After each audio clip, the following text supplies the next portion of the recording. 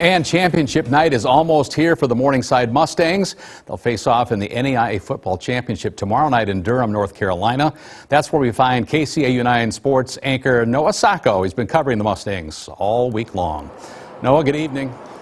Yeah, Tim, the tension is palpable, and even for someone like me who's never played a down of football in their life, it's pretty hard to ignore the energy here in Durham. And on the eve of game day, Morningside got to visit the home of Duke basketball, Cameron Indoor Stadium, a bucket list item for every college basketball fan.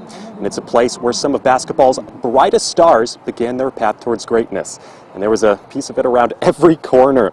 From iconic moments to championship trophies to national title rings. The Mustangs toured each section of the storied stadium, walking the same halls as those legendary players. Unfortunately, there was no Coach K sighting, but the team was plenty occupied learning about the history of Blue Devil basketball while taking in the fun of the experience in front of them. And coming from the Rosen Verdorn Sports Center on the Morningside campus to one of the most celebrated arenas in all of sports, it's an exciting atmosphere for the Mustangs to soak in a mecca of college basketball. It's really like a stunning feeling. Just walk in and see like, wow, these people, just imagine everybody in the seats and just playing in there, and just going from our little gym in Morningside and just coming to see all the stands and how many people could sit there and just imagining the crowds.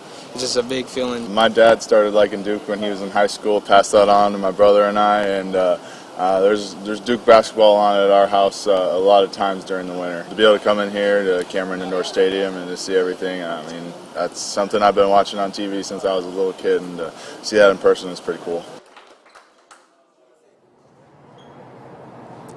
The Mustangs had some downtime following the tour, but shifted back into football mode mid-afternoon for their final practice of the week.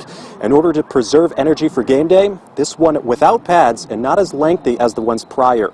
Though it's clear the focus and intent was as high as ever for the 11th straight GPAC champions. With the biggest game of the season looming, the atmosphere is growing thick with anticipation. And head coach Steve Ryan gave one of the best pre-title game talks I've ever heard, discussing the two-year stretch of the team's success, the mountains they've had to climb in the process, and emotional stories such as running back Anthony Sims, who didn't start for 4 years but came back a fifth to achieve his goal. It was a touching moment that Ryan says speaks volumes to the resiliency of the group. I think that's a good choice of words, in terms of being resilient, in terms of, the way they've responded in games that have been tough and tight. They've always had that kind of a calm coolness to them to just keep playing, and they're going to need it one more time. We're feeling good heading in tomorrow. We don't want to get too excited, because the game's tomorrow. But overall, I think practice this week went good.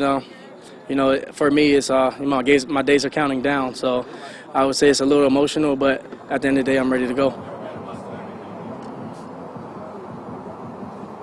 That makes two of us. We're now 24 hours away from kickoff. Morningside preparing to win their third title in 4 years.